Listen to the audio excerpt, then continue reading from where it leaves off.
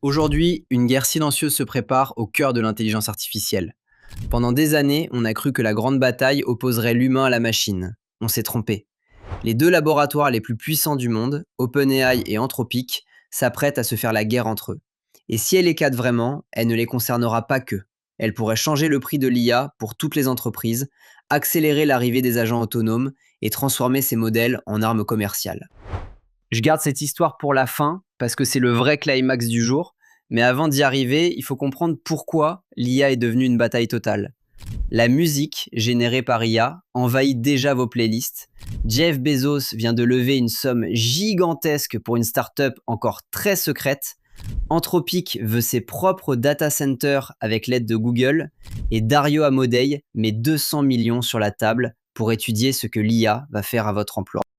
Abonnez-vous si vous voulez suivre chaque jour les grands bouleversements de l'intelligence artificielle sans vous noyer dans le bruit. Et une question rapide, vous vous situez où dans cette révolution?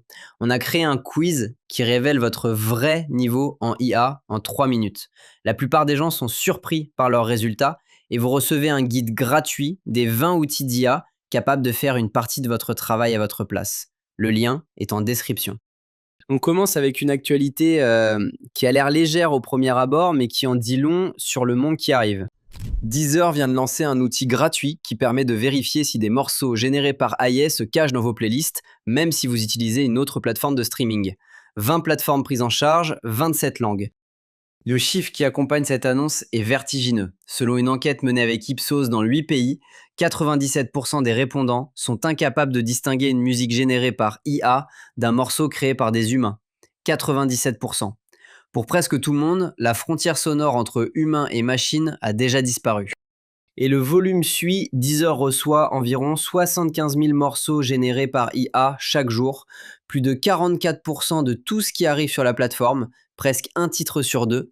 Le patron de Deezer ajoute même que 43% des utilisateurs qui migrent depuis d'autres services débarquent avec des morceaux IA déjà dans leur playlist, souvent sans le savoir.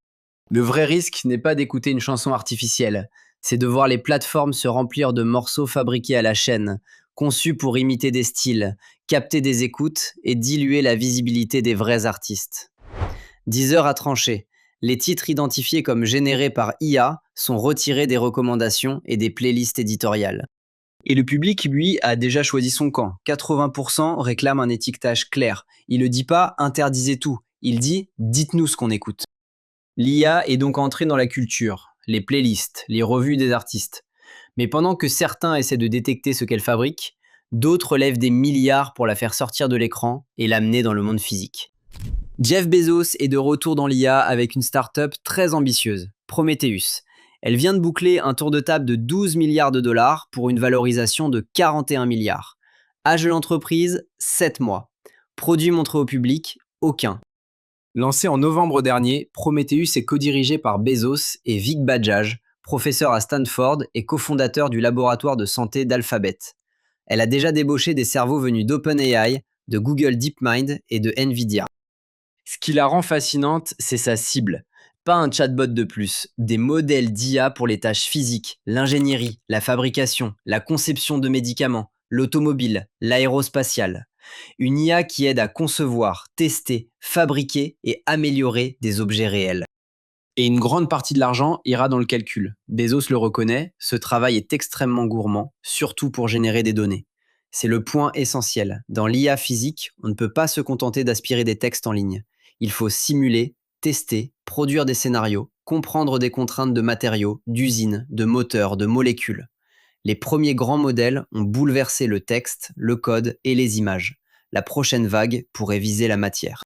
Mais pour viser la matière, il faut une montagne de calculs. Et ça tombe bien, c'est exactement la bataille que prépare Anthropic. Selon The Information repris par Reuters, Anthropic chercherait à louer et exploiter ses propres data centers, avec un soutien financier potentiel de Google. Plus d'une douzaine d'accords préliminaires auraient déjà été signés, pour une capacité dépassant le gigawatt. Ce mouvement raconte une chose simple. La course à l'IA n'est plus seulement une course au meilleur modèle, c'est une course à l'infrastructure. Pendant longtemps, les laboratoires louaient leur puissance chez les géants du cloud. Mais quand les entreprises utilisent Claude pour coder, automatiser, analyser et piloter des agents en continu, Il ne suffit plus d'avoir accès à des serveurs. Il faut garantir des capacités énormes sur des années.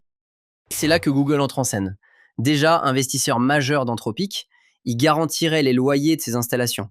Et c'est pas un cas isolé. Il y a 2 jours, Bloomberg révélait un montage à 35 milliards de dollars où des fonds achètent des puces Google pour les louer à Anthropic dans 5 data centers, avec encore Google en garant des paiements.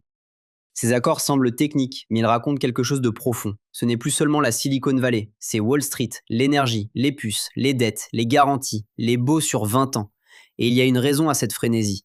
Le chiffre d'affaires annualisé d'Anthropic serait passé d'environ 9 milliards fin 2025 à 30 milliards aujourd'hui.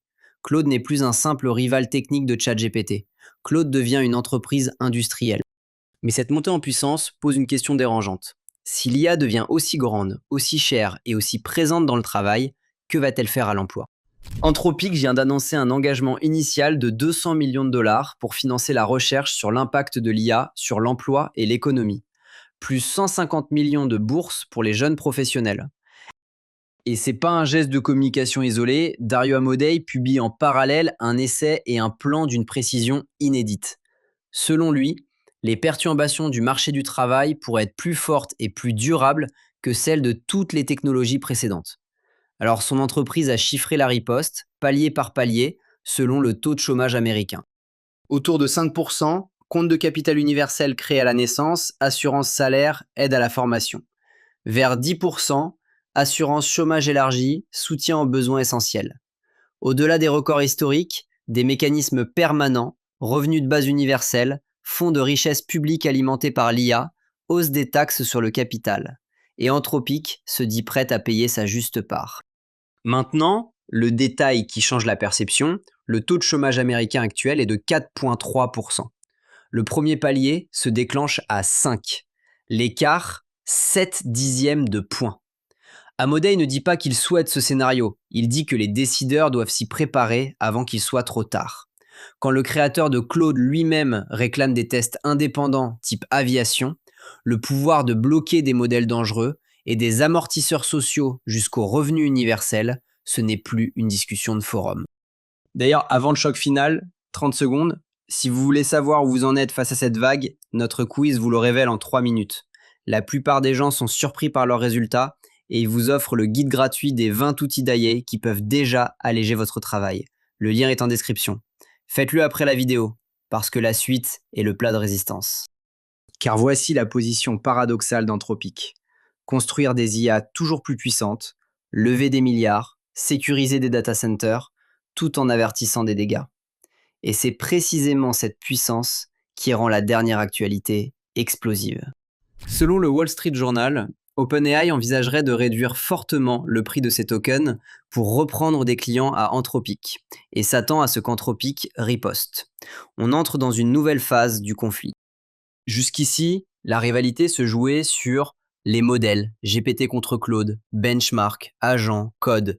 Mais dans les entreprises, une autre question a pris le dessus. Combien ça coûte vraiment? Parce qu'un agent IA ne consomme pas une petite requête de temps en temps. Il lit des documents, écrit du code, teste, réécrit, relance des actions, parle à d'autres outils. Et chaque étape brûle des tokens. Une charge de travail qui coûtait 200 $ par mois peut grimper à plusieurs milliers, parfois des dizaines de milliers. Sam Altman l'a reconnu. Les coûts sont devenus un énorme problème pour les clients. Le rapport de force, lui, vient de basculer. Claude Code a explosé chez les développeurs et dans la foulée, Anthropic a dépassé OpenAI en valorisation pour la première fois de l'histoire. Environ 965 milliards contre 850. L'élève discret a doublé la star mondiale. Casser les prix devient alors l'arme évidente, sauf que les deux camps perdent déjà des milliards chaque année. Ils pourraient être obligés de vendre moins cher, ce qui leur coûte déjà une fortune à produire. Une guerre industrielle déguisée en guerre logicielle. Le calendrier rend l'affrontement encore plus brutal. Anthropic viserait une cotation en bourse dans les semaines qui viennent. OpenAI a déposé son dossier, mais Sam Altman vient de dire à ses équipes de tabler sur une entrée en bourse d'ici 1 an, un glissement qui en dit long quand le rival affiche une meilleure dynamique. La riposte technologique arrive aussi. Un modèle au nom de code 5.6, présenté en interne comme un grand bond, attendu possiblement dès ce mois-ci. Et les premiers coups de feu ont déjà claqué. On a appris aujourd'hui qu'Anthropic dégradait invisiblement les performances de Fable 5 pour les chercheurs soupçonnés d'entraîner des IA concurrentes.